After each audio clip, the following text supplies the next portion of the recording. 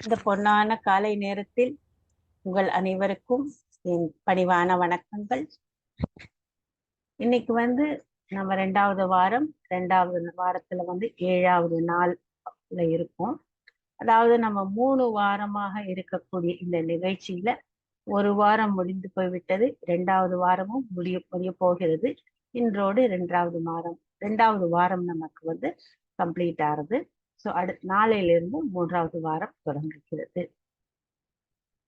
நம்ம இது வரைக்கும் பார்த்துட்டு வந்ததுல பிசிக்கல் ஹெல்த்தை பத்தி பார்த்தோம். அதாவது உடல் நலம் எப்படி இருந்தது அப்படிங்கிறத பத்தி பார்த்தோம். அதுல மனம் ஒரு பங்கு, உணர்வுகள் ஒரு பங்கு, இந்த மாதிரி எல்லாவற்றையுமே நம்ம டீடைல்டாக பார்த்துட்டு வந்தோம். அதாவது முதல் நாள் உடல் ஆரோக்கியம் எப்படி இருந்தது அப்படின்னு பார்த்தோம். 2வது நாள் நாம தியானம் பண்ணக்கூடிய இந்த வெறுமை எப்படி இருந்தது அப்படின்னு பார்த்தோம். அதுக்கப்புறமா நம்ம எந்தெந்த வகையாகலாம் நமக்கு ஆற்றல்கள் நமக்குள்ள வருகிறது அப்படிங்கிறதையும் பார்த்தோம். அதுக்கப்புறமா உணர்வுகள் என்ன, உணர்வுகளுக்கு எப்படி நாம மாஸ்டர் ஆக முடியும் அந்த உணர்வுகளை, அதையும் பார்த்துட்டு அதுக்கப்புறமா மன நலம் அப்படிங்கிறத பத்தி பார்த்தோம். நேற்று நம்ம மைண்ட்ஃபுல்னஸ் அப்படிங்கிறத பத்தி பார்த்தோம். அது நினைவாற்றல். நம்ம எந்த காரியம் செய்தாலும் அதை அந்த கணம் அந்த அனுபவத்தில் நாம முழுமையாக இருக்க வேண்டும். அதாவது நாம இந்த நிகழ்காலத்துல வாழ ஆரம்பிக்கிறோம், அதாவது நிகழ்காலத்துல நம்ம இருக்க ஆரம்பிச்சோம் அப்படின்னு சொன்னா கடந்த காலத்தை பத்தியோ கடந்த காலத்துல என்ன நடந்தது ஏதுங்கிறது திருப்பி கூப்பிட வேண்டிய, நினைவுக்கு கொண்டு வர வேண்டிய அவசியம் கிடையாது. அதே மாதிரி நமக்கு நாளை என்ன ஆகுமோ அப்படிங்கிற பயமும் கிடையாது. இன்னையத்துக்கு இந்த நேரத்துல இந்த நிமிடத்துல நம்ம வாழ ஆரம்பிக்கிற போது நமது முழு மனமும் அதுக்குள்ளே செலுத்தி வாழ்ந்தால் நமக்கு நல்ல பயன் அளிக்கும். அப்படிப்பட்ட ஒரு இந்த நினைவாற்றலை நமக்கு இந்த தியானம் வழங்குகிறது.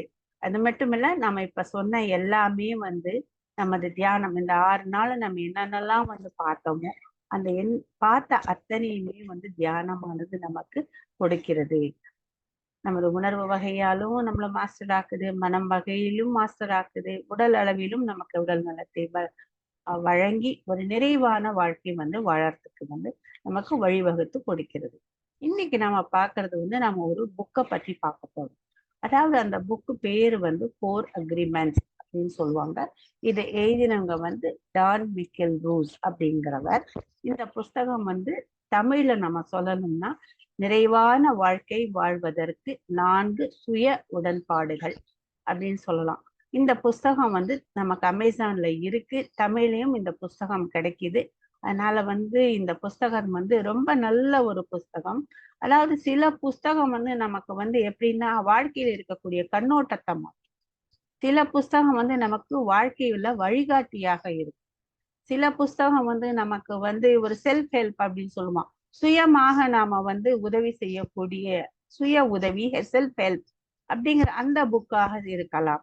ஆனா இந்த புக்கை நம்ம படிக்கும் போது இது வாழ்க்கையவே கம்ப்ளீட்டாக மாற்றி அமைக்கக்கூடிய அளவுக்கு இந்த புஸ்தகமானது நம்ம கிட்ட கருத்தை சொல்லுகிறது. இந்த புஸ்தகத்து பேர் 4 அக்ரிமெண்ட்ஸ் அப்படின்னு இங்கிலீஷ்ல இருக்கு. டான் மிக்கேல் ரூஸ் அப்படிங்கிறவர்.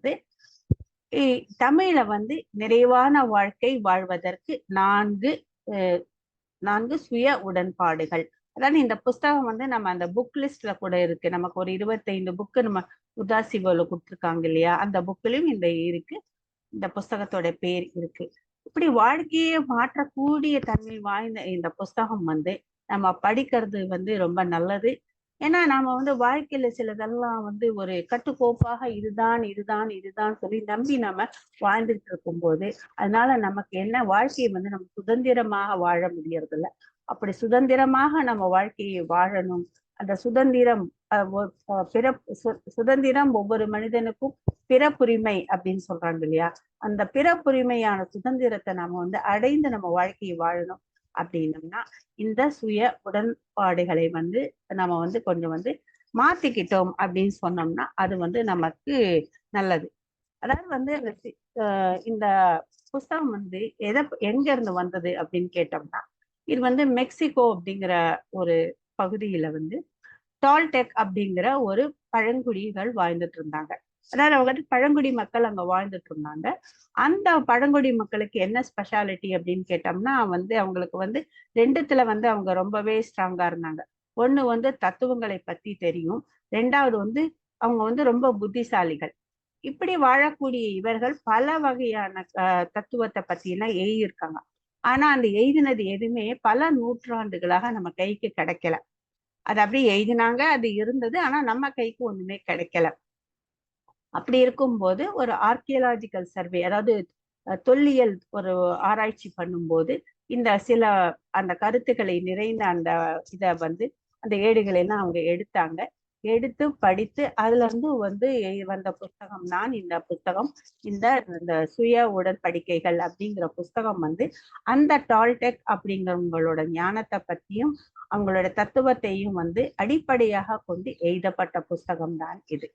இந்த புஸ்தகம் வந்து எதுக்கு வாழ்க்கையை மாற்றும் அப்படின்னு நான் சொல்றேன் அப்படின்னு சொன்னீங்கன்னா, வந்து இந்த புஸ்தகத்துல வந்து சில கருத்துக்கள் சொல்றாங்க. அந்த கருத்துக்கள் நமக்கு வாழ்க்கையில ரொம்ப ரொம்ப உதவியாக மட்டும் இல்லை, நம்ம அப்படிதான் இருப்போங்கிறதையும் நமக்கு சொல்றது. இது ரொம்ப சின்ன புஸ்தகம், ஒரு 138 பேஜ் தான் இருக்கும். குட்டி புஸ்தகம், இங்கிலீஷ்ல இருக்கு. ஆனா தமிழ்லயும் வந்து அமேசான்ல கிடைக்கிறதுங்கிறத நான் செக் பண்ணேன். ஸோ அந்த அந்த புஸ்தகத்தை வந்து நம்ம வந்து ஒரு வழிகாட்டியாக புஸ்தகமாக இல்லாமல் நமது வாழ்க்கையை மாற்றக்கூடிய ஒரு புஸ்தகமாக இதை நம்ம எடுத்துக்கலாம். இப்ப வந்து நாம வாழும்போது சில கருத்துக்களோட நாம வாழறோம். எப்படி அப்படின்னு கேட்டோம்னா, வந்து இப்ப வந்து இது வந்து இப்ப நம்ம வந்து ஐஸ்கிரீமே சாப்பிடக்கூடாது, ஐஸ்கிரீம் சாப்பிட்டா உடம்புக்கு கெட்டது அப்படிங்கிற ஒரு ஒரு கருத்து இருக்கு. இந்த கருத்தை ஆமா இது கரெக்டு, ஐஸ்கிரீம் சாப்பிட்டா வந்து உடம்புக்கு நல்லது இல்லை, கெமிக்கல் இருக்கு அப்படின்னு சொல்லி நம்ம ஆமாம் அப்படின்னு நம்ம ஒரு ஒத்துக்கும் போது இந்த புஸ்தகத்துல சொல்றாங்க நாம அதனோட ஒரு உடன்பாடை ஏற்று, அதாவது உடன்பாடை நம்ம பண்ணிக்கிறோம். அதாவது நம்ம வந்து அதோட அக்ரி பண்ணிக்கிறோம். அதே மாதிரி வந்து இப்ப வந்து அந்த மழை நாள்ல வந்து, அதாவது மழை நாள் இல்லை, மழை பெய்யும் பொழுது நம்ம வந்து தண்ணியில போய் நனைந்து விளையாடுறோம் அப்படின்னு சொன்னோம்னா நமக்கு கண்டிப்பாக சளி வரும் அப்படிங்கிறது நமக்கு தெரியும். ஓ இந்த கருத்தை, ஓ ரைட் ரைட், மழையில நனைஞ்சா சளி பிடிக்கும் அப்படிங்கிற நம்ம வந்து இதை ஒத்துக்கிறோம். அப்படி ஒத்தும் போது, அது ஒத்துக்கொள்ளும் போது நமக்கு வந்து அதுவும் ஒரு உடன்படிக்கையாக மாறுகிறது. இப்படி நிறைய உடன்படிக்கைகளை நாம வந்து மனசுக்குள்ள சேர்த்துக்கிட்டே போறோம். அதாவது நாம வந்து நிறைய கருத்துக்களை கேட்கிறோம், நிறைய படிக்கிறோம். படிக்கும்போது ஆமா இது கரெக்ட் கரெக்ட் அப்படின்னு சொல்லிட்டு நம்ம அந்த உடன்படிக்கைகளை நமக்குள்ள போட்டுக்கிட்டே போறோம். அப்படி அந்த ஒரு உடன்படிக்கையெல்லாம் சேர்ந்து ஒரு ஒரு 50 உடன்படிக்கையோ 40 உடன்படிக்கையோ இல்லை அதற்கு மேலேயும் இருக்கலாம். அதையெல்லாம் நம்ம சேர்த்துக்கிட்டு வரும்போது அந்த சேகரித்த அந்த ஒரு உடன்பாடுகள் தான், உடன்படிக்கைகள் தான் வந்து நமக்கு வந்து ஒரு பிலீஃப் சிஸ்டம் அப்படின்னு சொல்லுவாங்க. அதாவது ஒரு நம்பிக்கையின் அமைப்பாக வந்து நமக்கு வருகிறது. நம்ம இந்த மாதிரி ஒவ்வொன்னா ஒவ்வொன்னா நம்ம வந்து எஸ் கரெக்ட், நான் வந்து இதோட அக்ரி பண்ணிக்கிறேன் அப்படின்னு எத்தனை உடன்படிக்கைகளை நம்ம செய்து கொள்கிறோமோ அந்த உடன்படிக்கைகள் எல்லாமே சேர்ந்து நமக்கு ஒரு பிலீஃப் சிஸ்டம் அப்படின்னு சொல்லக்கூடிய ஒரு நம்பிக்கையின் அமைப்பாக மாறுறது. அந்த நம்பிக்கையின் அமைப்பா நம்ம இருக்கக்கூடிய அந்த ஒரு ஒரு கலெக்ஷனை வந்து நாம என்ன சொல்லலாம்னா ஒரு சட்ட புத்தகம் அப்படின்னு கூட சொல்லலாம். இப்ப நாம ஏதாவது ஒண்ணு பண்ணணும்னா உடனே நம்ம அந்த சட்ட புத்தகத்தை போய் ரெஃபர் பண்ணிட்டு, ஓ இதுதான் இப்படிதான் இருக்கா, ஓகே கரெக்ட் கரெக்ட் அப்படின்னு நம்ம சொல்லிக்கிட்டே போறோம். இப்ப வந்து ஒரு எக்ஸாம்பிளுக்கு சொல்றேன். நான் வந்து காலையில வந்து 4:30 மணிக்கு எழுந்தவுடன் குளிக்கணும், அதாவது குளிக்கிறது வந்து நான் 4:30 மணிக்குள்ள பண்ணிடணும் அப்படிங்கிற ஒரு நம்பிக்கை நமக்குள்ள இருக்கு.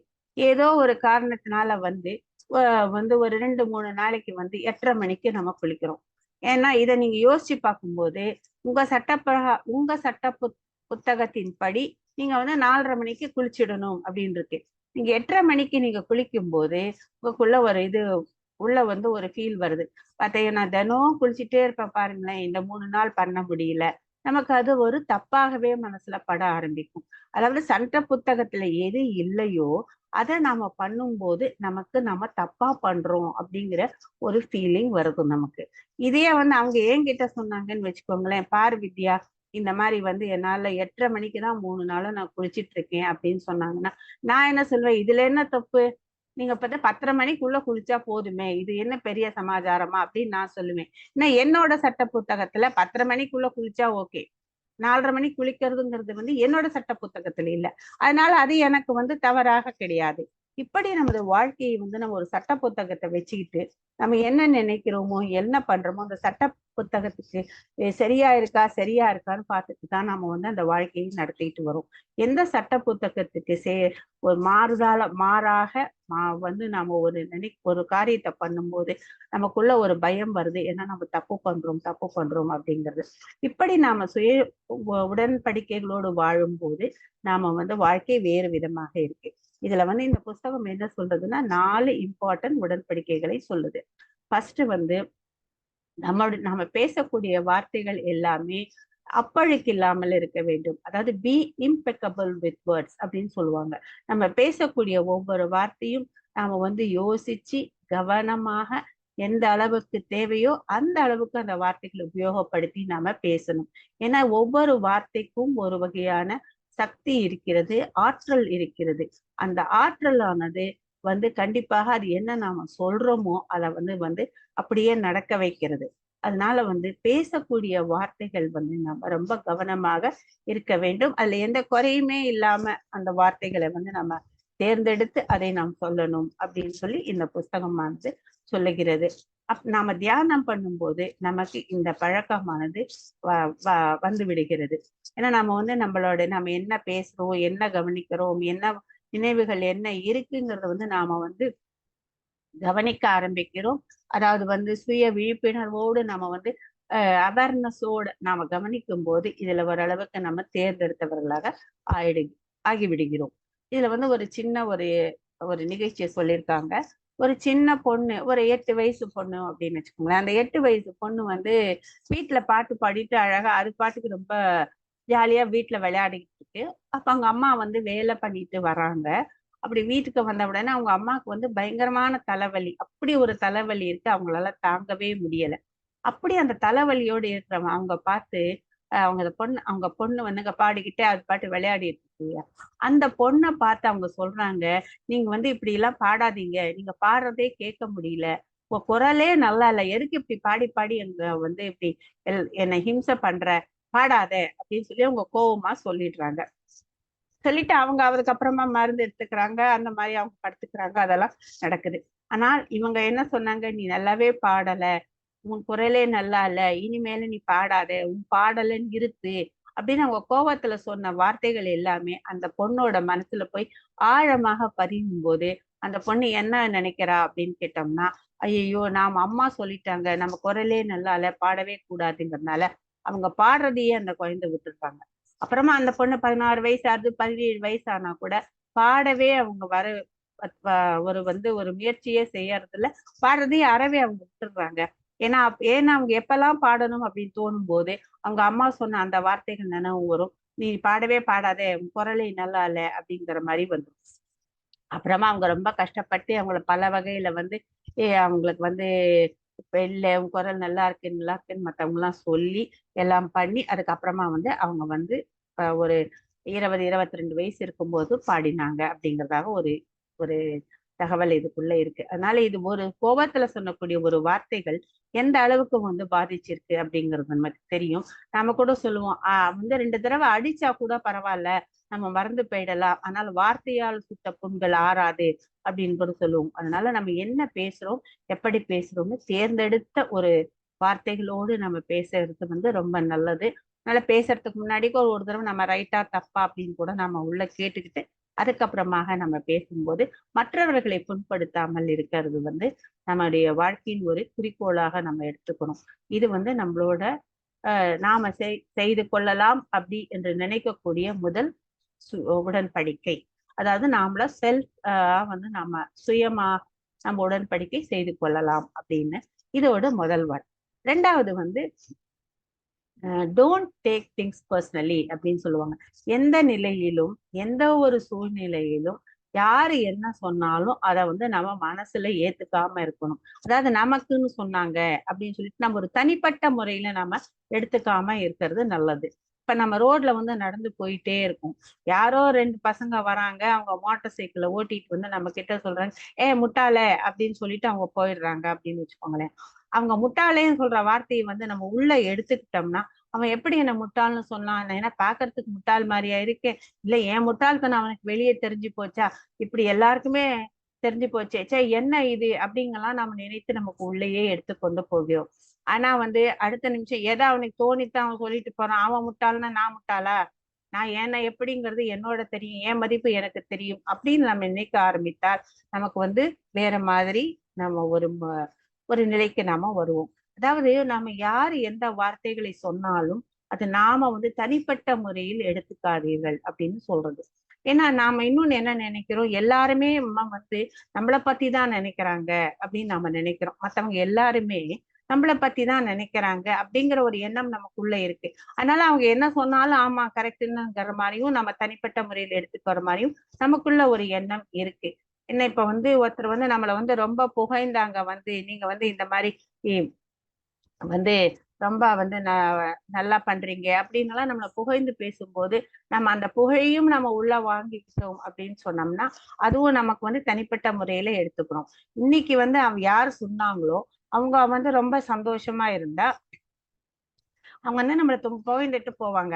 அவங்களுக்கே வந்து அன்னைக்கு வந்து ஒரு மாதிரி மூடு சரியில்லை அப்படின்னு வச்சுக்கோங்க, அவங்களே வந்து நீ என்ன பண்ண, நல்லாவே பண்ணல, இப்படியா பண்ணுவேன் அப்படின்னு அவங்க சொன்னாங்கன்னு நம்ம மேல ஒரு தப்பான சொன்னாங்கன்னா அதையும் நம்ம உள்ள எடுத்துட்டு அதையும் நம்ம ஃபீல் பண்றோம். அப்படின்னு என்ன போயிருந்தாலும் நம்ம உள்ள எடுத்துக்க வேண்டாம், அவங்க வேற மாதிரி சொன்னாலும் நம்ம அதை எடுத்துக்கொள்ள வேண்டாம். யாரு என்ன சொன்னாலும் ஒரு பர்சனலாக எனக்காக சொல்லப்பட்டதுன்னு தனிப்பட்ட முறையில் நம்ம எடுக்காமல் இருக்கிறது நல்லது. அப்படின்னா நாம எதையும் உள்ள எடுத்துக்காம இருந்தோம்னா நம்ம சமநிலையில பேலன்ஸ்டா எப்பவுமே இருப்போம். அதாவது இது 2வது உடன்படிக்கை. 3வது உடன்படிக்கை வந்து டோன்ட் அசியூம் திங்ஸ். அதாவது வந்து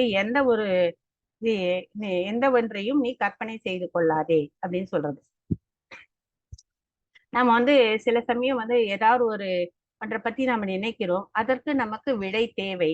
அப்படி விடை தேவைங்கும் போது விடை கிடைக்கலும் போது நாம்பளாகவே ஒரு விடையை வந்து நம்ம உருவாக்கிக்கிட்டு மனசுக்குள்ள உருவாக்கிக்கிறோம். அப்படி ஒரு விடையை நம்ம உருவாக்கிக்கிட்டு அதுதான் உண்மை அப்படின்னு சொல்லி நம்ம நம்பவும் ஆரம்பிக்கிறோம்.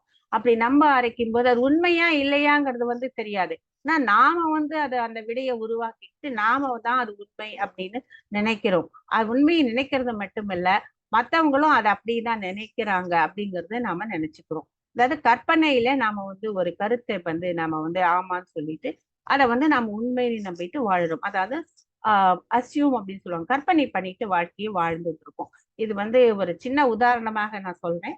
அதாவது இப்ப வந்து 2 பேர் வந்து விரும்பி கல்யாணம் பண்ணிக்கிறாங்க. கல்யாணம் பண்ணிட்ட பின்னாடி அவங்க வாழ்க்கை தொடங்கும் போது அந்த பையனுக்கு வந்து சில கருத்துக்கள் இருக்கு. அந்த வந்து அவன் நினைக்கிறான், நான் என்ன நினைக்கிறேனோ அதே தான் என்னோட மிஸ்ஸஸும் நினைப்பாங்க, என்னுடைய கருத்தும் என்னோட மிஸ்ஸஸோட கருத்தும் ஒன்றாகவே இருக்கும், நாங்க 2 பேரும் கருத்துல இருந்து வேறுபட மாட்டோம் அப்படின்னு சொல்லி இவர் வந்து சில எண்ணங்கள், சில என்ன சொல்ல சில நம்பிக்கைகளை வந்து இவர் கற்பனை பண்ணி வச்சிட்டு இருக்காரு.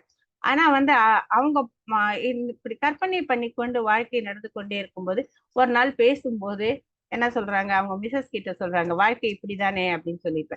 அப்ப வந்து அவங்க வேற மாதிரி சொல்றாங்க, எனக்குன்னு என்னோட எண்ணங்கள் இருக்கு, அந்த எண்ணங்களை வந்து என்னால மாற்றிக்கொள்ள முடியாது, அது அந்த எண்ணங்களோடு தான் நான் என் வாழ்க்கையை வாழ முடியும் அப்படின்னு சொல்லி அவங்க சொல்லும் போது இவங்களுக்கு வந்து ரொம்ப மனசுல வந்து அடிபட்டுருக்குது. நாம என்னடா இப்படி நினைச்சிட்டு இருந்தோம், அவங்க என்னடா இப்படி சொல்லிட்டாங்க அப்படிங்கும் போது மனசுல வந்து ஒரு ஒரு விதமான ஆஹ் கலக்கம் வருது. ஐயோ நம்ம இந்த மாதிரி ஆயிடுச்சு, இந்த மாதிரி ஆயிடுச்சு, நாம நினைத்தும் இதுவும் வேறாக இருக்கிறேன்னு அவர் மனசு வந்து ரொம்ப வேதனைப்பட ஆரம்பிக்கிறார்.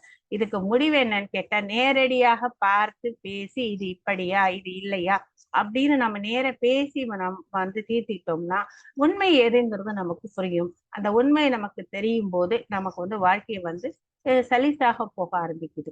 அதனால வாழ்க்கையில பல நாள் நம்ம பார்த்தோம்னா இந்த மாதிரி ஒரு கற்பனையாக நம்ம பண்ணிட்டு வாழும்போது அந்த கற்பனையும் நடக்கக்கூடிய நிகழ்வும் ஒன்றாக இல்லை அப்படிங்கும் போது நமக்கு ஏமாற்றம் வருகிறது. அதனால இந்த 3வது உடன்படிக்கை படி நம்ம என்ன பண்றோம் அப்படின்னா எதுவாக வந்தாலும் நேரா பேசிடணும், இது இப்படியா இது இப்படி இருக்கியா நீங்க நம்புறீங்களா இந்த மாதிரி இருக்கான்னு கேட்டுட்டு நம்ம பண்ணும்போது அது வந்து அதோட உண்மை என்ன, உண்மையான நிலை என்ன அப்படிங்கிறது ட்ரூத் என்ன அப்படிங்கிறது நமக்கு தெரியும் போது இதையெல்லாம் நம்ம அவாய்ட் பண்ணலாம். 4வது வந்து நம்ம எதை பண்ணினாலும் வந்து 100% நம்ம அதை பண்ணணும். அதாவது நம்மளுடைய முழுமையாக பண்ண வேண்டியது. எந்த ஒரு காரியத்தை எடுத்தாலும், எந்த ஒரு செயலை எடுத்தாலும் நம்ம அதுல வந்து கண்டிப்பாக 100% நம்ம பண்ணணும். இந்த 100% நம்ம பண்றது வந்து காலத்துக்கு காலம் மாறும். இப்ப நமது காலேஜ்ல படிக்கும் போது நம்மளோட 100% எதுக்கு கொடுப்போம்? படிப்புக்கு தான் கொடுப்போம். ஏன்னா நம்ம படிக்கிறது தான் நமக்கு அப்போதைய முதல் ப்ரையாரிட்டி. அதாவது அது ஒண்ணுதான் நமக்கு தேவை அப்படின்னு நம்ம நினைக்கக்கூடிய ஒண்ணு. அப்புறம் அப்புறம் வந்து நம்ம வந்து படிச்சிடணும். காலேஜ் படிச்சு முடிச்ச பின்னாடி நம்ம வந்து வேலைக்கு போறோம். வேலைக்கு போகும்போது நாம கொடுக்கக்கூடிய 100% அது நம்ம பண்ணக்கூடிய வேலையில் இருக்குது. வேலைக்கு அப்புறமா நம்ம வந்து நம்ம மேரேஜ் ஆச்சு, கல்யாணம் ஆச்சு, அப்படி வாழ்க்கையை தொடங்கும் போது அதுல நாம 100% கொடுக்குறோம். அதாவது நம்ம வந்து வாழ்க்கையில் இந்த 100% வந்து நம்ம வந்து நேரத்துக்கு நேரம் மாறிக்கிட்டே நமக்கு வருது. ஆனா எந்த செயலை எப்படி செய்தாலும் நம்ம கண்டிப்பாக 100% அதுக்குள்ள செய்யணும். இந்த புஸ்தகத்து பிரகாரம் நம்ம எந்த ஒரு செயலியும் 100% செய்யணும்னா இந்த 1, 2, 3 எல்லாமே வந்து கொஞ்சம் மாற்றங்கள் இருக்கும் போது நாம இந்த 100% வந்து கரெக்டாக செய்ய முடியும் அப்படின்னு சொல்றாங்க. அந்த 3 அக்ரிமெண்ட்ஸ் என்ன அப்படிங்கறத நான் சொல்றேன். 1, நம்ம பேசக்கூடிய வார்த்தைகள் வந்து அப்பழுக்கு இல்லாத வார்த்தைகளாக இருக்க வேண்டும். 2வது, எந்த சந்தர்ப்பத்திலும் எந்த ஒரு நிலையிலும் நாம வந்து யார் எதை சொன்னாலும் அது தனிப்பட்ட முறையில் எனக்காக சொல்லப்பட்டது அப்படிங்கிறது எடுத்துக்கொள்ளாமல் இருக்க வேண்டும். 3வது வந்து எதையுமே வாழ்க்கையில கற்பனை செய்து கொள்ளாமல் இருக்க வேண்டும்.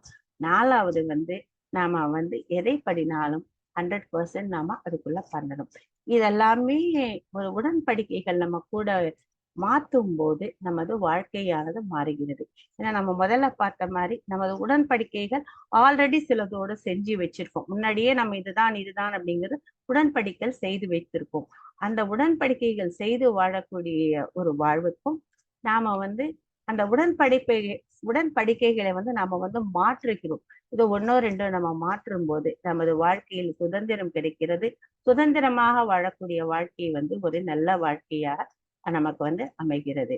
அதனால நாம வந்து இந்த புஸ்தகத்தை பிரகாரம் நம்ம பார்த்தோம்னு சொன்னோம்னா இந்த அக்ரிமெண்ட்ஸ் எல்லாமே, இந்த உடன்படிக்கைகள் எல்லாமே வந்து நமக்கு ஒரு வழிகாட்டியாக மட்டும் இல்லை, நமது மாற்றும் போது நமது வாழ்க்கையே மாறக்கூடிய ஒன்றாக இருக்கிறது. அப்படி நம்ம வாழ்க்கையை மாறும்போது ஒரு நிறைவான வாழ்வை வாழ்வதற்கு நமக்கு ஒரு வாய்ப்பை வந்து ஏற்படுத்தி கொள்ளலாம். அதாவது இந்த புஸ்தகம் வந்து அருமையான புஸ்தகம். இந்த புஸ்தகத்துல வந்து இதை பத்தி சொல்லியிருக்கு. ஸோ நாம வந்து இப்போ வந்து இந்த புஸ்தகத்தை பத்தி தெரிஞ்சுக்கிட்டோம். இதற்கு அப்புறமா இப்ப நாம வந்து தியானத்துக்குள்ள செல்லலாம். மாஸ்டர்ஸ்,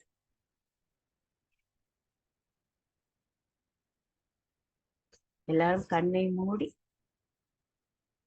ஸ்பெக்ஸை கழட்டிட்டு கம்ஃபர்டபுளா உட்காந்துக்கோங்க. தரை மேலேயோ இல்ல சேர்லயோ நீங்க வந்து கம்ஃபர்டபுளா உட்காந்துக்கலாம். உட்காந்துட்டு இந்த கைகளை ஒன்றோடு ஒன்று கோர்த்து அடிமேல வைத்துக்கொண்டு உங்கள் உடம்பை வந்து ரிலாக்ஸ் பண்ணிக்கோங்க.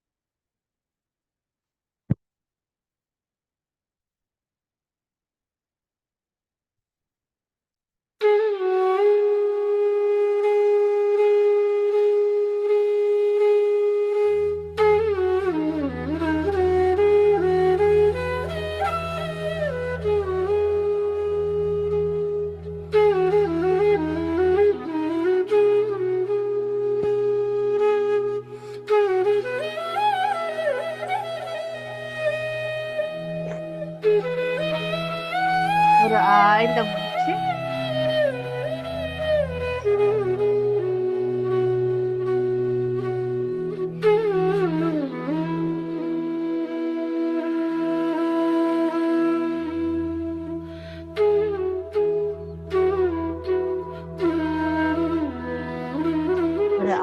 மூச்சை எடுத்து வெளியே விடுங்கள்.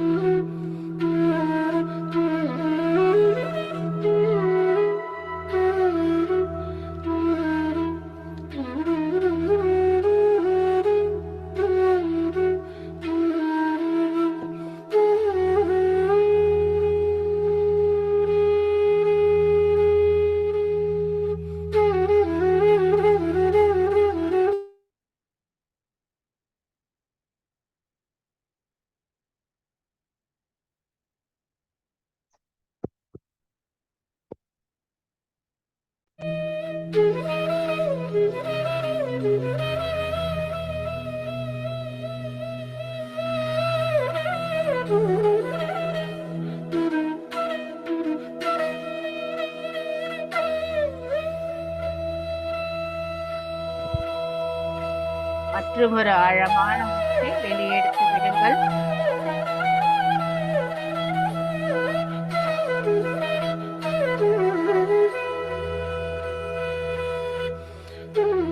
மீண்டும் ஒரு ஆழமான மூச்சை எடுத்து வெளியே விடுங்கள்.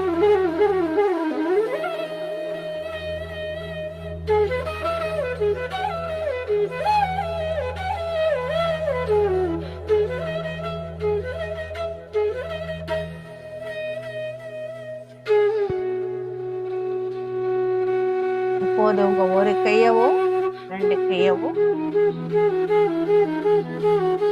எடுத்து உங்க இதயத்தின் மேல் வைத்துக்கொண்டு இதய துடிப்பை உணருங்கள்.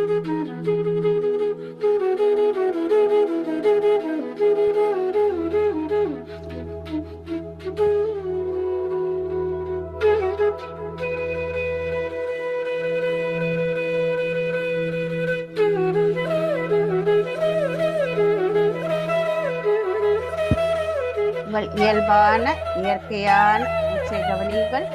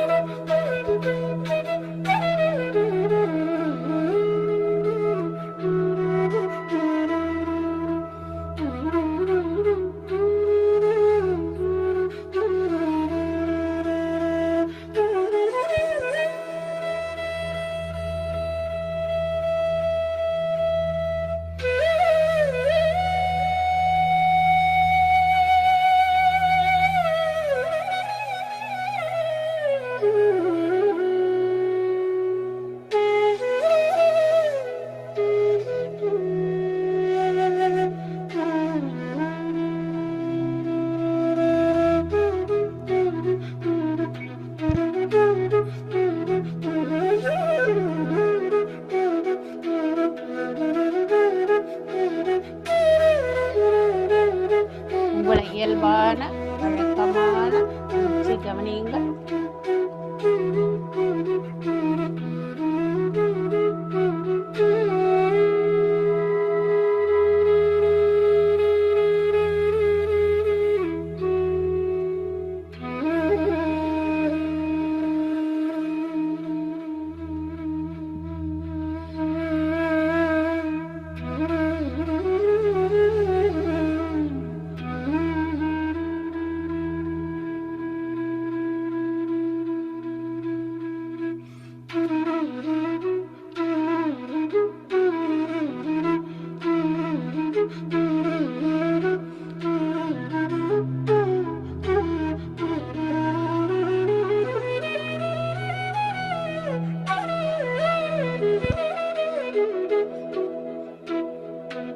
இப்போது உங்கள் வாழ்க்கையில் நிகழ்ந்த ஒரு மகிழ்ச்சியான ஒரு நிகழ்ச்சியை நினைத்துக் கொள்ளுங்கள்.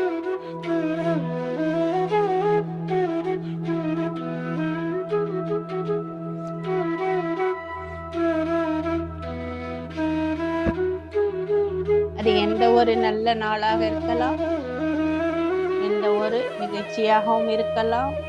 உங்களுக்கு மனதுக்கு பிடித்தமான ஒரு நிகழ்ச்சி,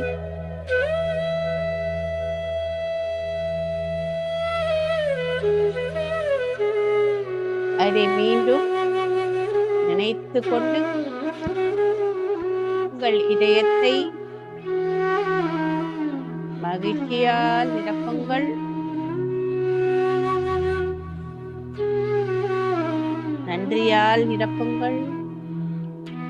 உயர்ந்த உணர்வுகளால் நிரப்புங்கள்.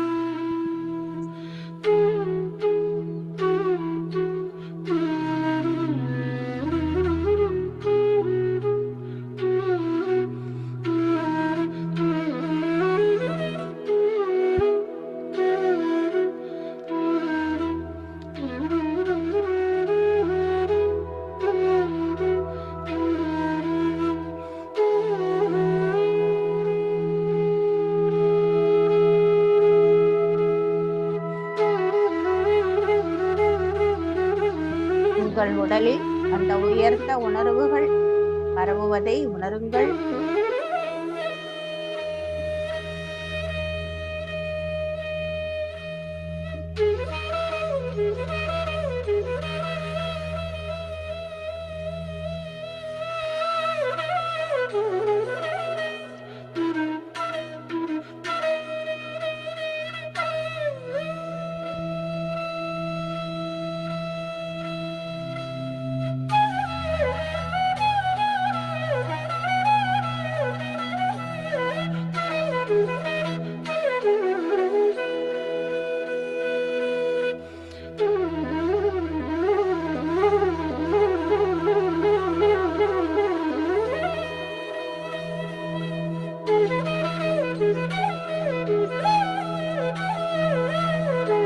உங்கள் கைகளை ஒன்றோடு ஒன்று இணைத்து படிமேல் வைத்துக் கொண்டு உங்கள் வழக்கமான இயல்பான மூச்சை கவனியுங்கள்.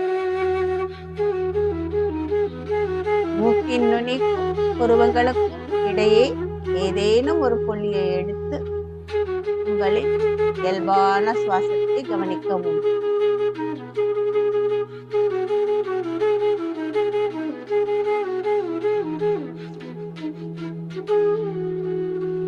வலுக்கட்டாயமாக மூச்சை உள்ளிழுக்கவோ வெளியிழுக்கவோ வேண்டாம்.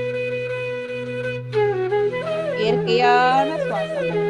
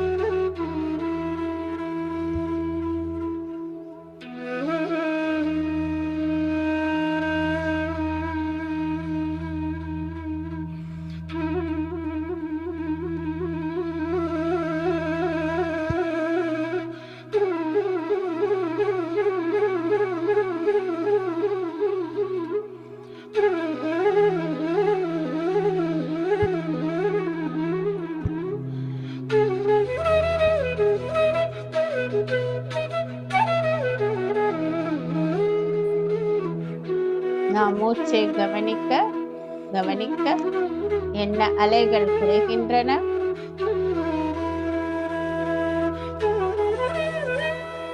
மனம் வெற்றிடமாக மாறுகிறது.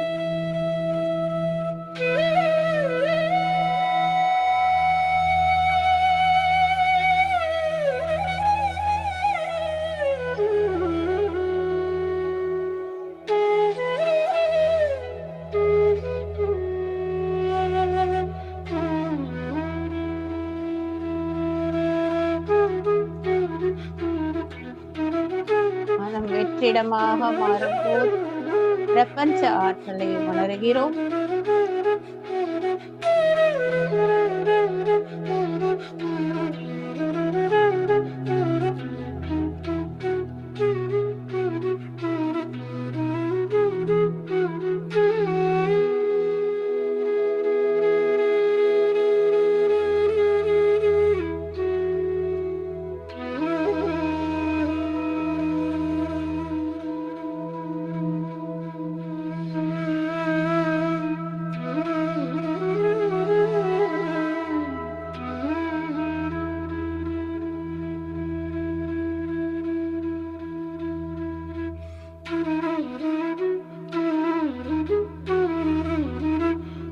எப்பொழுதெல்லாம் நீங்கள் சிந்தனையில் இருக்கிறீர்களோ அப்பொழுதெல்லாம் மீண்டும் மூச்சை கவனியுங்கள்.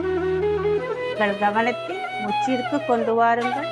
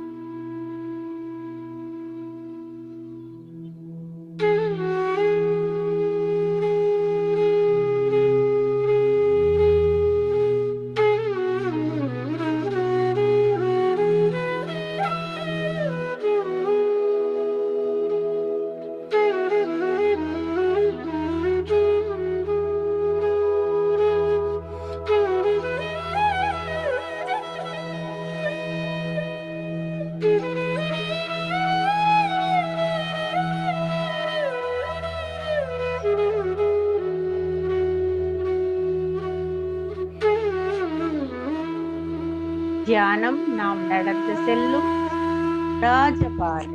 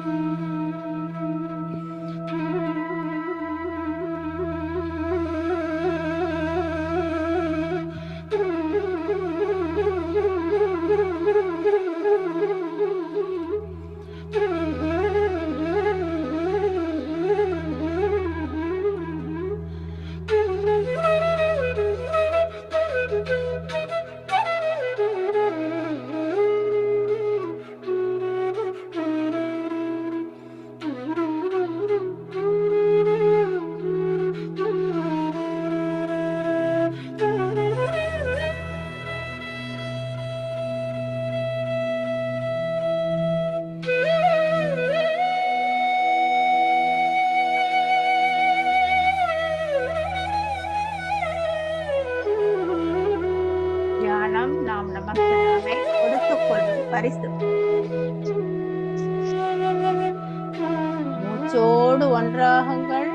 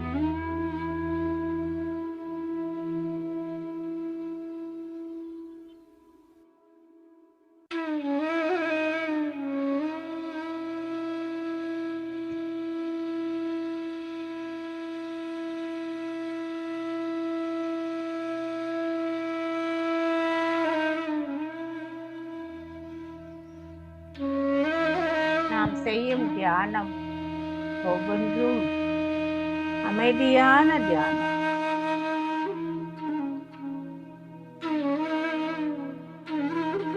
ஒவ்வொரு தியானமும் நல்ல தியானம்.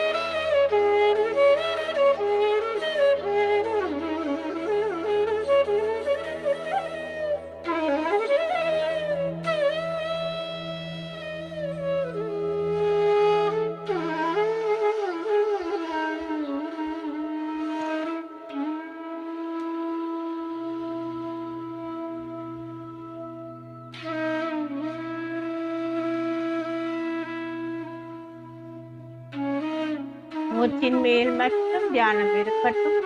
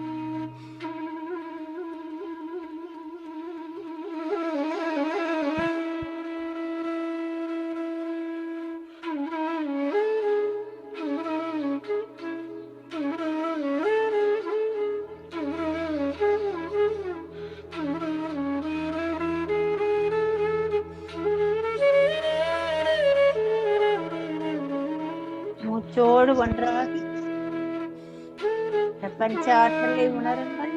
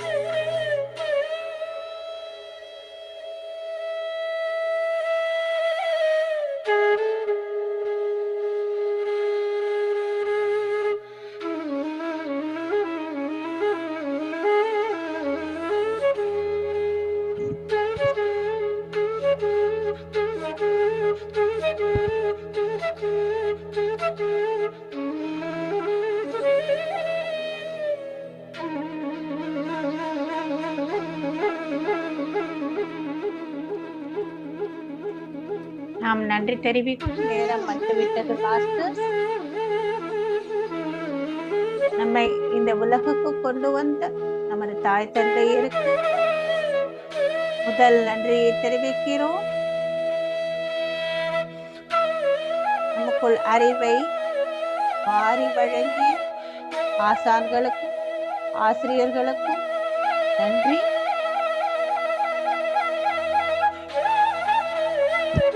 நம்மோடு என்றும் பிரியாமல் நமது பிரதிபலிப்பாக இருக்கும் குடும்பத்தினர்களுக்கும் குடும்ப மற்ற உறவினர்களுக்கும் நன்றி. இந்த உலகில் வாழும் ஒவ்வொரு உயிரினங்களுக்கும் நாம் நன்றி செலுத்துகிறோம்.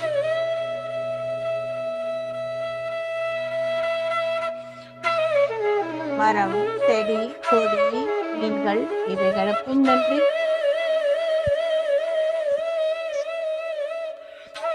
நாம் பயன்படுத்தும் ஒவ்வொரு பொருள்களுக்கும் நன்றி.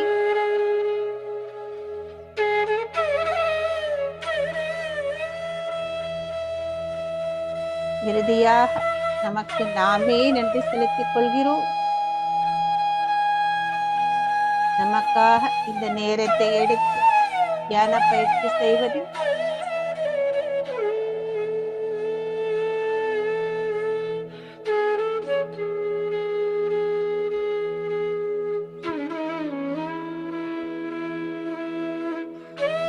இந்த தியானம் எப்படி இருந்தது? இந்த காட்சியை நீங்கள் கண்டீர், இந்த அனுபவத்தை உணர்த்தீர், அனைத்தையும் நினைவு கூறுங்கள்.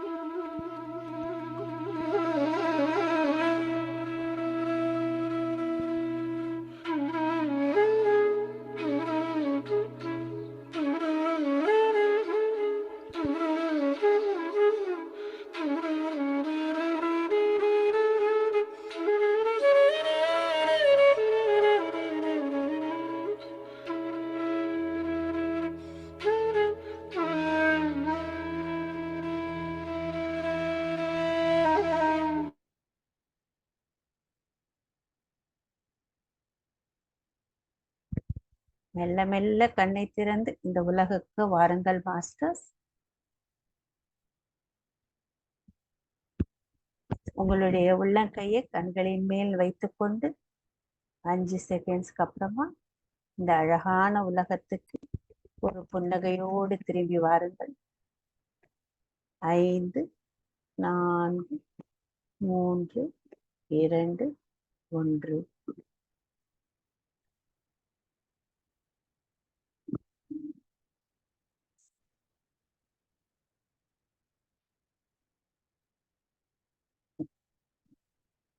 ஒரு 2 நிமிடம் வேண்டுமானாலும் எடுத்துக்கொள்ளுங்கள். இந்த ஆனந்தமான அற்புதமான தியானத்திலிருந்து வெளிவர இதில் உங்கள் அனுபவங்களை நீங்கள் நினைவு கூறுங்கள்.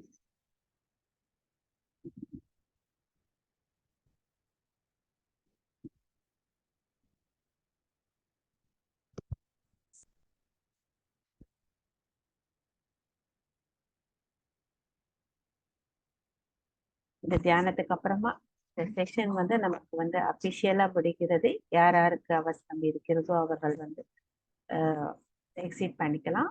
இன்னும் நம்ம ஒரு 15 நிமிடம் இருக்கும். இந்த 15 நிமிடத்துல உங்களுடைய தியான அனுபவங்கள், உங்களுக்கு ஏதாவது கேள்விகள் இருந்தா, ஒரு சந்தேகங்கள் இருந்தா கண்டிப்பாக கேட்கலாம். அதாவது நாம செய்யக்கூடிய ஒவ்வொரு தியானமும் நல்ல தியானம் தான். அந்த தியானத்திலே நமக்கு என்ன அனுபவங்கள் கிடைக்கிறதோ அந்த அனுபவத்தை நம்ம சாட்சி பூர்வமாக நாம பார்க்க வேண்டும். அதே மாதிரி நம்ம தியானம் முடிந்த பின்னாடி நமக்கு என்ன அனுபவங்கள் நமக்கு வந்திருக்கிறதோ அவையெல்லாம் ஒரு புத்தகத்திலோ இல்லை ஒரு ஜேர்னல் ரைட்டிங் அப்படிம்பாங்க, அந்த மாதிரி நம்ம எழுதி வைத்து கொண்டால் நமக்கு வந்து அது ஒரு நல்ல ஒரு வழிகாட்டியாக இருக்கும். சில சமயம் நமக்கு ஏதாவது கேள்விகளுக்கு விடை தேடிக்கொண்டிருந்தால் அவைகளில் விடைகள் கிடைக்கும். இல்லை நமக்கு வந்து ஏதாவது ஒரு தீர்வை எதிர்நோக்கி இருந்தால் அதுவும் நமக்கு வந்து அந்த தியானம் செய்யும் போது நமக்கு கிடைக்கலாம். அதனால வந்து நம்ம தியானம் செய்யும் போது நம்மளுடைய உள் உணர்வு இன்ட்யூஷன் அப்படிங்கிறது பெருகுகிறது. அதனால நம்ம இந்த என்ன அனுபவங்கள் வருகிறதோ அவைகளெல்லாம் நம்ம வந்து எழுதி வைத்து கொண்டு பார்த்தா பிறகு நமக்கு வாழ்க்கைக்கு என்ன தேவையோ விடைகள் கிடைக்கும்.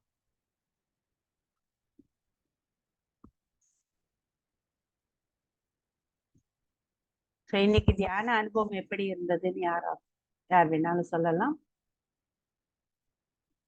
உங்க கைகளை வேணுமாலும் உயர்த்தலாம், இல்ல சாட்ல போடலாம், யார் பேசணும்னு, இல்ல நீங்களே அன்மியூட் பண்ணி பேசலாம்.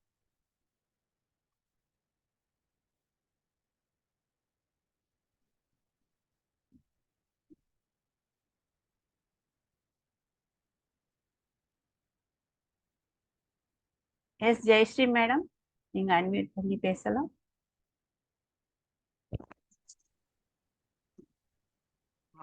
வணக்கம் மேம். வணக்கம். கேக்குறதா மேம்? கேக்குது. எல்லாருக்கும் முதல்ல நன்றி மேம். ஃபர்ஸ்ட் வித்யா மேம், உங்களுக்கும் ரத்னவேல் சாருக்கு, வீணா மேம், அப்புறம் தினமும் கேட்டு இருக்க சந்திரா சாருக்கு நான் பார்த்தது இல்லை. எல்லாருக்குமே நன்றி மேம். முதல்ல இந்த குரூப்ல சேர்த்து விட்ட கோபிக்கு ரொம்ப நம்ம சென்னை டீம்ல நம்ம இதுல எல்லாரும் ஒரு குடும்பமா பழகிறோம். அவங்களையும் ஒரு இப்பதான் எனக்கு ஷேரிங் அவ்வளவா கிடையாது. இப்பதான் நான் வந்து ஜெகதீஷ் ரேகாட்ட, நளினி நடராஜன் மேம்கிட்ட அந்த மாதிரி எல்லாத்தையும் ஷேரிங்லாம் பண்ணிட்டு இருக்கேன். இதெல்லாம் நான் வந்து பெருசா வேண்டாம் அப்படின்ற மாதிரி நினைச்சிட்டு இருந்தேன். எனக்கு அப்படியே பழக்கமா இருந்தது. இதெல்லாம் இப்ப தியானத்து மூலம் தான் இதெல்லாம் உடச்சு நான் வெளில வந்திருக்கேன்.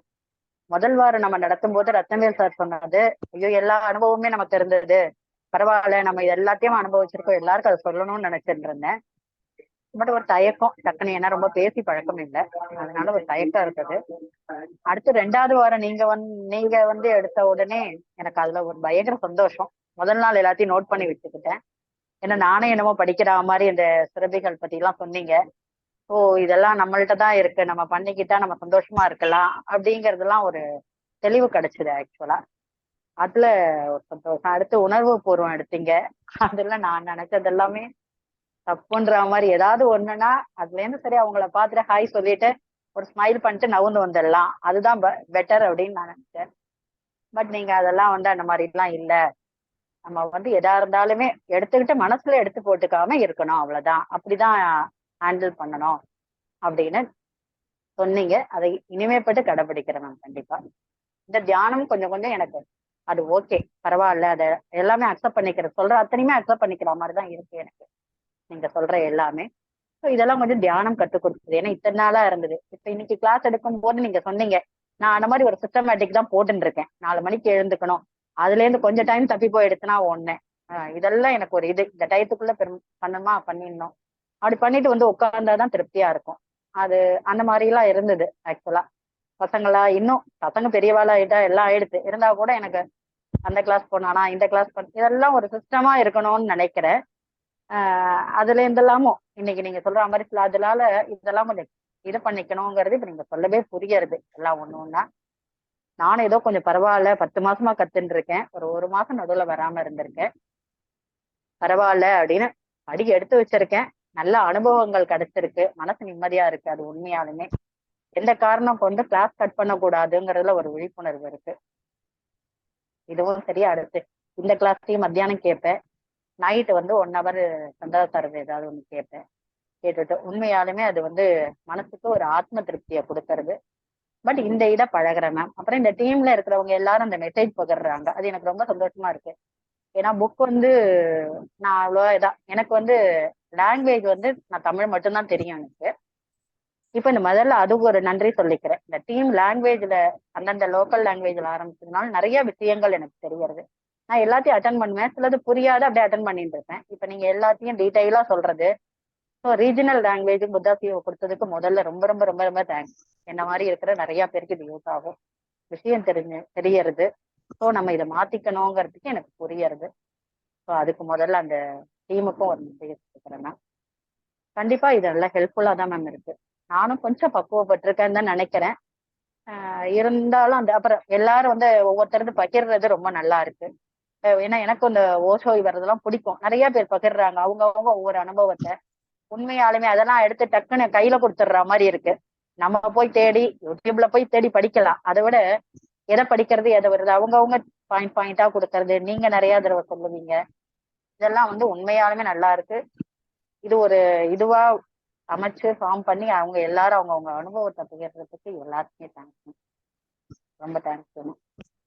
Thank you madam. இன்னைக்கு தியான எக்ஸ்பீரியன்ஸ் எப்படி இருக்குது உங்களுக்கு? ரொம்ப நல்லா இருந்தது மேம். ஆனா 5 நிமிஷத்துக்கு வந்து நீங்க அந்த உணர்வு இதை சொன்னது வந்து நம்ம எப்படி இருக்கோம் அதுலன்றதுதான் இருந்தேன். அந்த ரூல்ஸ் ரெகுலேஷன் எல்லாம் வந்து முதல்ல ஒரு 5 நிமிஷம் அதுலதான் போச்சு மனசு. ஆஹா இவங்க சொல்ற எல்லாமே நம்ம பண்ணிட்டு இருக்கோமாச்சே. இப்ப கூட காத்தால கூட கரெக்டா இதுக்கோசரம் இன்னும் ஒரு 5 நிமிஷம் முன்னாடி பண்ணணும், படபடப்பாயிடுறது நமக்கு அப்படிங்கிறது. ஃபர்ஸ்ட் ஒரு 5 நிமிஷம் அந்த இது நினைச்சிட்டு அதுக்கப்புறமா நல்லா இருந்தது மேம். அப்புறம் தான் செட்டில் ஆச்சு. ஓகே அப்படின்னு சொல்லிட்டு நல்லா இருந்தது மேம். இன்னைக்கு மனசு அமைதியா இருந்தது. பட் இதையும் திரும்பியும் ஒரு தடவை போட்டு கேட்டீங்கன்னா ஒரு தடவை புரியுற ஒரே தடவையே எல்லாம் புரிய மாட்டேங்கிறது. சிலது நிறைய சமயம் கேட்கும் போது அப்பதான் வந்து அது ஒவ்வொரு கோணமும் ஒவ்வொரு இதா பாக்குற மாதிரி இருக்கு. ஸோ நீங்க இப்ப இந்த போட்ட இதெல்லாமே நான் அதான் நினைச்சுட்டு இருக்கேன். ஒரு ஜெராக்ஸ் எடுத்து வச்சுட்டு நம்ம அப்பப்ப படிக்கும் போது நிறைய டைப் ஆஃப் இதுல இப்ப நீங்க சொல்றது நிறைய டைப்ல புரியும். முதல்ல சட்டுன்னு நம்ம கிட்டக்க இருக்கிறது தான் இதை இப்படியும் பார்க்கலாம், இந்த ஆங்கிள்லயும் வருது அப்படிங்கிறது. திரும்பி இது எல்லாத்தையுமே திரும்பியும் பார்க்கணும் மேம். ரொம்ப ரொம்ப இன்னைக்கு சூப்பரா இருந்தது மேம். ஒரு 5 நிமிஷத்தை தவிர அப்புறம் நல்லா இருந்தது. நீங்க எங்க இருந்து பேசுறீங்க மேடம்? நான் காஞ்சிபுரம் பக்கத்துல மதுரமங்கலம்ன்ற வில்லேஜ்ல இருந்து பேசுறேன். Thank you madam. Thank you Jayashree madam. நீங்க ரொம்ப அழகா உங்களோட எக்ஸ்பீரியன்ஸ் மட்டும் சொல்லலை, எப்படி நீங்க இம்ப்ரூவ் ஆயிருக்கீங்க அப்படின்னு சொன்னீங்க. அது மட்டுமல்ல, நம்ம வந்து கொஞ்சம் கொஞ்சமாக என்னோட வாழ்க்கையில் வந்து மாறுதல் வந்திருக்குங்கிறது வந்து அழகா சொன்னீங்க. Thank you madam.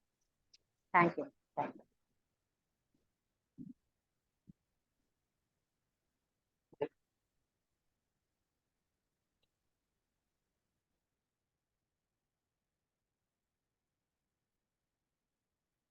இன்னும் வேற யாராவது இந்த உங்க எக்ஸ்பீரியன்ஸோ டவுட்டோ இருந்தா கேட்கலாம்.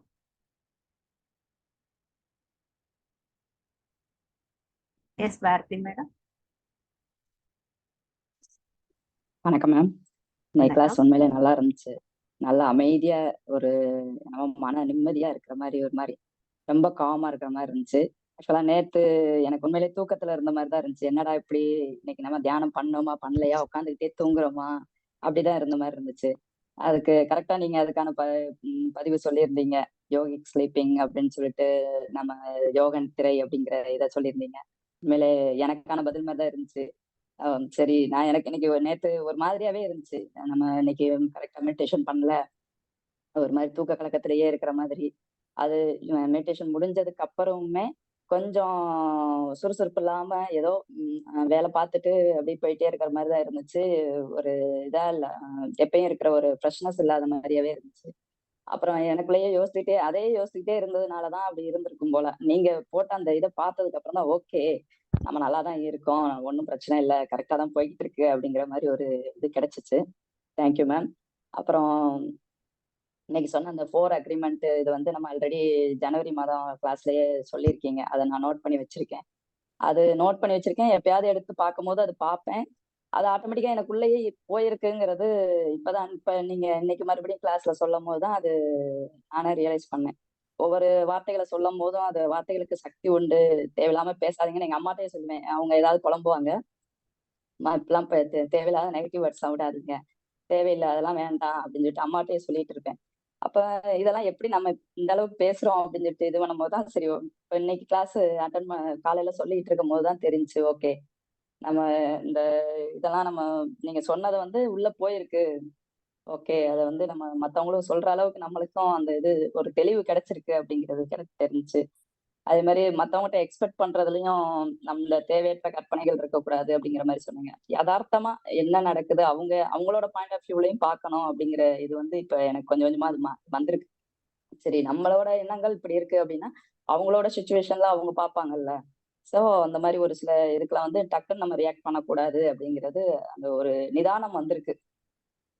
அதே மாதிரி ஒவ்வொரு இது செய்யும் போது மைண்ட்ஃபுல்லோட செய்யணுங்கிற இது இப்போ கொஞ்ச நாளாவே எது செஞ்சாலுமே கொஞ்சம் தெளிவா இந்த அளவுக்கு செய்யக்கூடாது, நம்ம செய்யறது கரெக்டா தப்பாங்கிற ஒரு இதை யோசித்து நிதானமா செய்யற மாதிரி எனக்கு ஒரு ஃபீல் இருக்கு. நம்ம ஜனவரி மாசம் கிளாஸ் அட்டன் பண்ணதுல இருந்தே ஒரு சேஞ்சஸ் கொஞ்சம் கொஞ்சமா சேஞ்சஸ் இருக்கதான் செஞ்சுச்சு.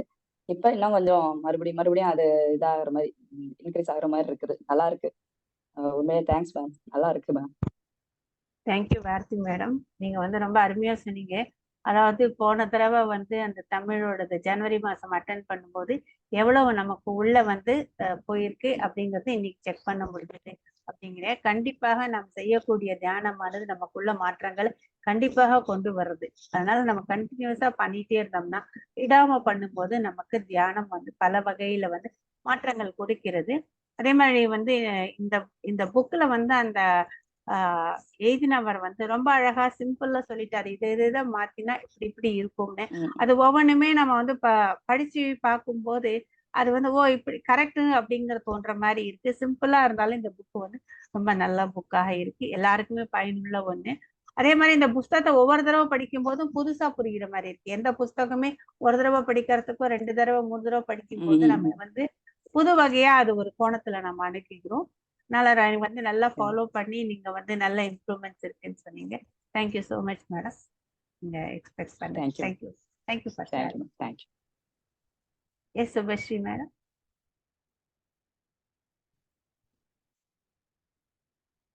குட் மார்னிங் எல்லாரும். ரொம்ப நல்லா இருந்தது. இன்ஃபேக்ட் நான் வந்து பாரதி மேடம் சொன்ன மாதிரி நான் தூங்கியிருக்கேன்னு நினச்சிருக்கேன். ஆனால் இது வந்து ஒரு யோகிக் ட்ரான்ஸுங்கிற மாதிரி தான் வித்யாக்கா அன்னைக்கும் சொன்னான். ஸோ அதே மாதிரி தான் இன்றைக்கி நான் எடுத்துக்கிறேன். ஒரு விஷயம் நான் எப்போவுமே மறந்து போகிறேன். ஆல்மோஸ்ட் 90% நான் மறந்து போகிறேன். கண்ணாடி கழட்டி வச்சுட்டு தியானம் பண்ணுங்கன்னு சொல்கிறேன் இல்லையா? அது சில சமயம் மறந்து போயிடுறது. So is it wrong to wear the glasses? அதாவது நம்ம வந்து எனர்ஜி கொடுக்கும்போது எனர்ஜி நம்ம வாங்குறோம் இல்லை? இந்த உலகத்துல எதுக்கு நம்ம கண்ணை மூடுறோம்னா இந்த உலகத்துல இருக்கக்கூடிய பாதி சமாச்சாரம் வந்து நமக்கு வந்து சென்ஸ் ஆர்கன்ஸ் அப்படின்னு சொல்றதுனால உன்னை பார்க்கும்போது நமது மனமானது என்ன ஏது அப்படின்னு சொல்லி கேட்கும்போது மூளை எதுக்கு பதில் கொடுக்கறது. அதனால வந்து நம்ம வந்து கண்ணை மூடும் போது நம்ம ஆல்மோஸ்ட் 80% எனர்ஜி சேவ் பண்றோம். அந்த 80% எனர்ஜி சேவ் பண்ணும்போது அதுக்கு ஏதாவது தடையாக இருக்கலாம் அப்படிங்கிறதால நம்ம கண்ணாடி இருக்கோம். ஸோ நான் ஒரு 50% மறந்துருக்கேன். நீங்கள் கண்ணாடியை கழட்டி வச்சு பண்ணுங்கன்னு. அதுக்கப்புறமா ரியலைஸ் பண்ணியிருக்கேன். ஐயோ இது தப்பா சரியான்னு எனக்கு தெரியலை. அதாவது தப்பா சரியாங்கிறது கிடையாது. நம்ம வந்து கண்ணாடியை கட்டிட்டோம்னா அந்த எனர்ஜி வந்து நமக்கு ஃப்ரீயாக வரும். அப்படியும் எனர்ஜி வரலாம், ஆனா அது ஃப்ரீயாக வருங்கிறதுனால ஒரு தடையும் இல்லாமல் இருக்க வேண்டும் அப்படிங்கிறதுக்காக நம்ம கண்ணை மூடும் போது 80% எனர்ஜி வந்து நம்ம வந்து உள்ள வாங்கிக்கிறோம். கைகள் இரண்டையும் இப்படி போத்து நம்ம மடி மேல வைக்கும் போது அடுத்த வந்து 10% காலை நம்ம கிராஸ் பண்ணும் போதும் அடுத்த 10% போது நம்ம எல்லாமே நமக்கு கிடைக்கக்கூடிய எனர்ஜி எதுவுமே அந்த 100% எனர்ஜி சிதற விடாம நமக்குள்ளேயே நம்ம எடுத்துட்டு போறோம். காலை கிராஸ் பண்ணுறது காலை நீட்டிண்டு கிராஸ் பண்ணலாமா, காலை மடக்கிண்டு கிராஸ் பண்ணலாமா? அந்த கணுக்கால் மட்டும் கிராஸ் பண்ணணும் மேடம். அந்த இதுல போட்டோல போட்டுருக்கு பாத்தீங்களா, நம்ம அந்த ஸ்லைடு போட்டு சப்பன உட்காந்து ஆமா நாம வந்து தரையில உட்காந்தா நமக்கு தேவையில்லை. ஆல்ரெடி கால்கள் வந்து ஒன்றோடு வந்து கிராஸ் ஆகிக்கிறது. சேர்லயோ சோஃபாலயோ உட்காந்தோம்னா மட்டும் நம்ம கணுக்கால் லெவல்ல வந்து நம்ம வந்து அதை கிராஸ் பண்றோம். ஏன்னா நம்ம எனர்ஜியை வந்து ஒரு சர்க்கிளாக ஒரு வட்டமாக நம்ம கொண்டு போயிட்டு அந்த ஒரு துளி எனர்ஜியை கூட நம்ம வந்து வெளியே விடாமல் நமக்குள்ளேயே நம்ம வாங்கிக்கிறோம். அதனாலதான் வந்து நம்ம வந்து இந்த இது நம்ம தியானம் பண்ணி முடித்த பின்னாடி நமது உள்ளங்கையை வந்து கண்ணு மேல வைத்துக் கொள்ளும் போது அதில் இருக்கக்கூடிய அந்த எனர்ஜி கூட நமக்கு உள்ளுக்குள்ள போகும். அவ்வளவுதான். ஏன்னா நம்ம நீங்க வந்து உள்ளங்கையை கண்ணு மேல் வைக்கும் போது அந்த கண்ணாடி ஒரு தடையாக இருக்கலாம். அவ்வளவு. அப்பதான் ரியலைஸ் பண்றேன் நான், ஓஹோ நான் இவ்வளவு நேரம் நான் கண்ணாடி போட்டுட்டு இருந்திருக்கேன் அப்படின்னு. இல்ல நீங்க பிராக்டிஸ் பண்ணுங்க வந்துரும் மேடம். இல்லைன்னா ஒரு தடவை முன்னாடி சொல்லுங்க, முன்னாடி கண்ணாடி காய்ட்டணும் அப்படின்னு, தியானத்துக்கு உட்காரத்துக்கு முன்னாடி கண்ணாடியை காய்ட்டணும் அப்படிங்கறது ஒரு ப்ரோக்ராமிங் உள்ள போட்டீங்கன்னா ஆட்டோமேட்டிக்கா பண்ணிக்கலாம். அதாவது தவறுன்னு இல்லை, எனர்ஜி வந்து உள்ள போகிறதுக்கு தடையாக இருக்கலாம். அவ்வளவுதான், வேற எதுவும் கிடையாது. தேங்க்யூ சுபஸ்ரீ மேடம் ஷேர் பண்ணதுக்கு. தேங்க்யூ. Yes Priyanka madam. அனைவருக்கும் வணக்கம். இனிய காலை வணக்கம். இன்னைக்கு மெடிடேஷன் வந்து மேம் உண்மையை சொல்லணும் அப்டின்னா, எனக்கு அற்புதமான ஃபீல் எதுவும் வரல. சொல்லப்போனா பெயின் இருந்த மாரி இருந்தது. என்னால உட்காரவே முடியல மேம். இது நெகட்டிவ் ஃபீலிங்கா இருக்கலாம். பட் இருந்தத நான் ஷேர் பண்ணணும் அப்டின்னு நெனச்சேன். ஏன்னா நெறைய பேத்துக்கு நம்மளுக்கு ஒரு நாள் நல்லா இருந்தத நம்ம சொல்லியிருக்கோம். ஆனா நல்லா இல்லாதத சொல்லும்போது நெறைய பேத்துக்கு அப்படியே இருந்திருக்கா அப்படின்னு நான் தெரிஞ்சுக்கணும்னு நெனச்சேன் மேம். என்னால உட்காரவே முடியல. என்னமோ தெரியல பயங்கரமான பெயின் இருந்த மாரி இருந்தது. ஒரு லெவலுக்கு மேல ஆ நான் எடுத்து வச்சுட்டு படுத்துட்டேன். படுத்து அமைதியா இருக்கிற மாதிரி. ஏன்னா என்னால அதுக்கு மேல ஃபோக்கஸ் ஒரு அந்த பெயின்னால என்னால வந்து அத மூச்சு கான்சன்ட்ரேட் பண்ண முடியாத அளவுக்கு கூட இருந்தது மேம். ஸோ இது ஒரு மாற்று அனுபவம் தான். இந்த 2 வாரத்துல எனக்கு இருந்ததுலயே ஒரு டிஃபரெண்ட் ஃபீல். ரொம்ப அற்புதமான ஃபீல் இருந்தப்ப என்ஜாய் பண்ண மாரி, இதையும் ஏத்துக்கணுமா? அப்படிங்கிற ஒரு மன நிலைமைக்கு வந்த மாரி இருந்தது மேம் இன்னைக்கு.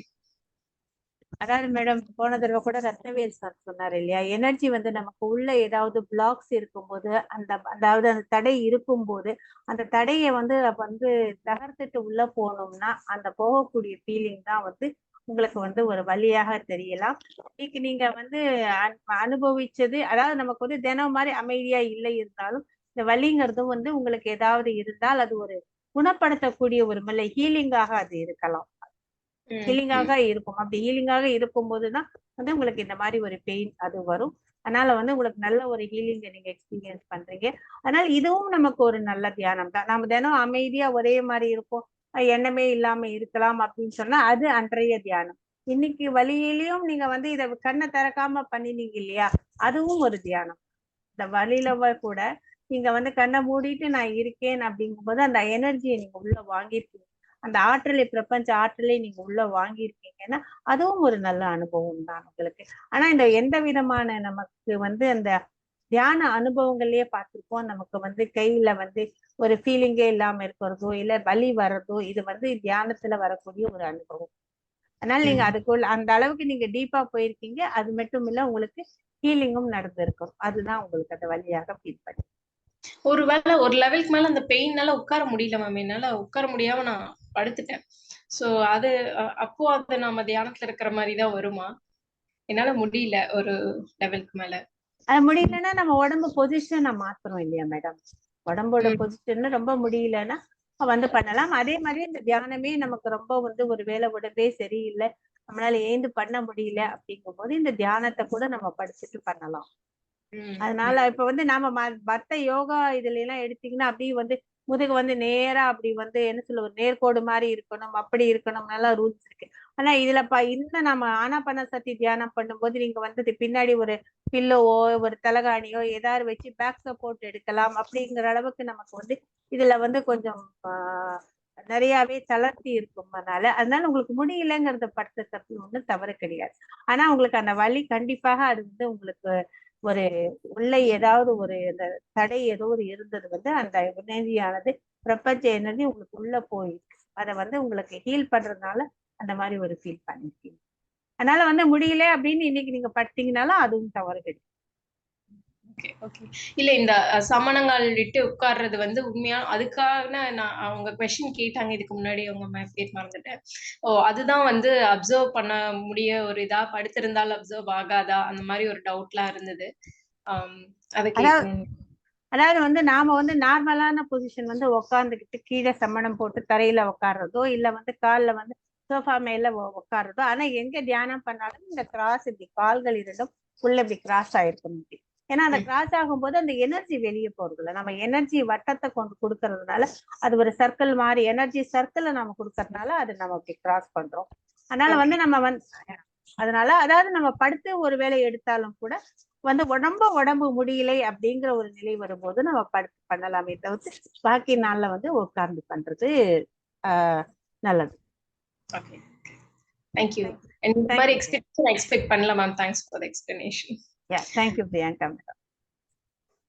அதே மாதிரி நம்ம மூச்சு எடுக்கிறது வந்து சாதாரண மூச்சாக தான் எடுக்கிறோம். அதனால வந்து நம்ம வந்து கணக்கு பண்ணியோ இல்ல ஃபோர்ஸ்ஃபுல்லா இப்படி பண்ணணும் அப்படி பண்ணணும், சிலதெல்லாம் நம்ம சில வகையான மூச்சு பயிற்சியில 5 எடுக்கணும், 3 எடுக்கணும், 2 எடுக்கணும், அந்த மாதிரி எல்லாம் இருக்கு. அந்த மாதிரி எல்லாம் இல்லாம வந்து இது ரொம்ப ரொம்ப சிம்பிளாக இருக்கு. நம்ம வந்து நார்மலான மூச்சை வந்து உள் மூச்சையும் வெளி மூச்சையும் கவனிக்கிறோம். அதனால இந்த தியானமானது ரொம்ப வந்து எளிமையான முறையில இருக்கு. ஆனா வந்து நிறைய பயனளிக்கக்கூடிய ஒண்ணு.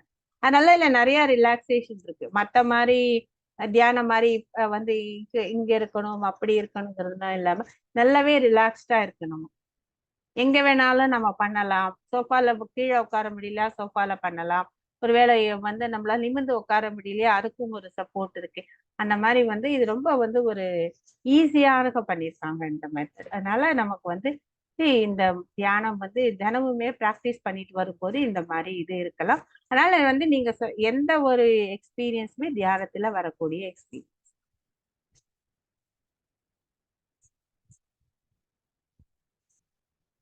வேற ஏதாவது கேட்கணுமா? Last question.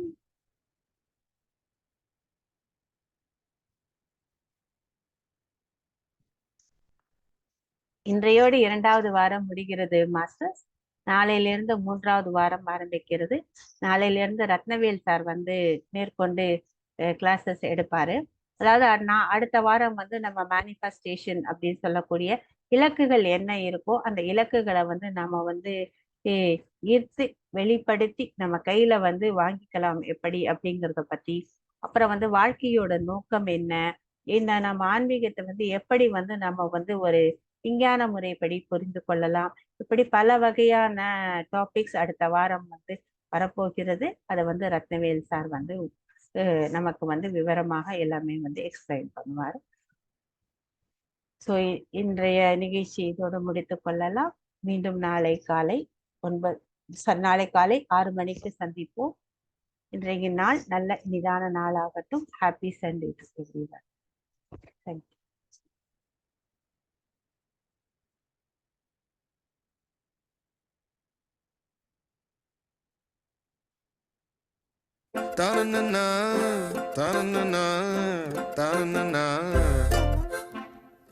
எதுதான் இங்க சந்தோஷம், எதுதான் சந்தோஷம், எதுதான் இங்க சந்தோஷம், எதுதான் சந்தோஷம்.